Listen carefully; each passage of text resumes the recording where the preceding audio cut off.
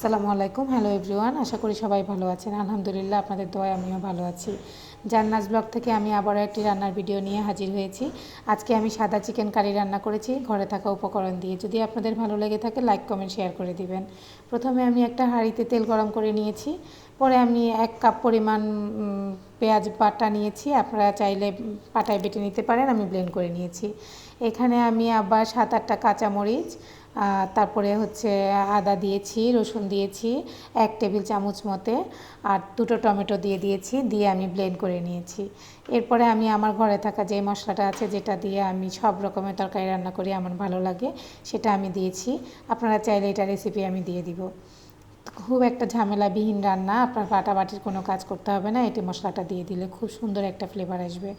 এরপরে মশলাটা কষিয়ে নিয়ে আমি 2টো মুরগি অ্যাড করে দিয়ে ঢাকনা দিয়ে ঢেকে দিয়েছি প্রায় 10 মিনিটের জন্য। দেখেন খুব সুন্দর করে তেল উঠে এসেছে। আমি মশলাটাকে শুকনো শুকনো একদম তেল উঠে আসার পরে আপনি মাংসটার মধ্যে দুধ অ্যাড করে দিবেন। আপনারা চাইলে দুধ দই দুটোই অ্যাড করতে পারেন, তাহলে তরকারিটা আরও গ্রেভি হবে। আমি খুব ঘন করে একটু দুধ দিয়েছি। আধা কাপ পানির মধ্যে আমি 4 টেবিল চামচ দুধ মিশিয়ে দিয়েছি। দেখেন খুব সুন্দর করে আমি নেড়ে চেড়ে নিচ্ছি, একদম মিশিয়ে নিয়েছি। সাদা সাদা হয়েছে।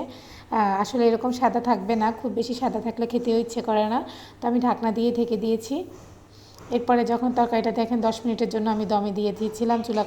চুলার আগুন মাঝারি টু লো হিটে দিয়ে রাখবেন।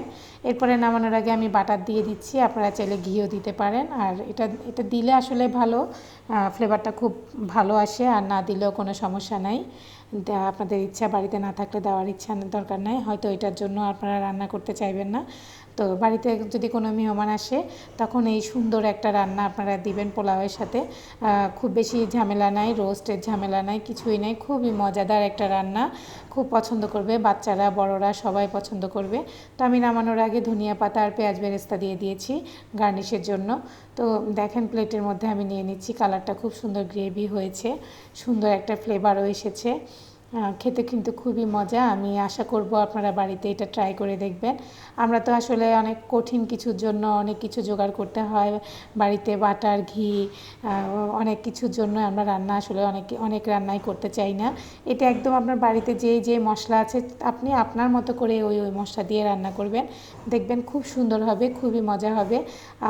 খুব সহজ পদ্ধতিতে আমি রেসিপিটা করে দেখাইছি। আমার প্রত্যেকটা রেসিপি একটু সহজ, আপনারা দেখে নেবেন। আর দেখেন মজাদারি আমি চিকেন কারি, সাদা চিকেন কারি যাকে বলা যায়, কোনো মরিচ আমি ইউজ করি নাই।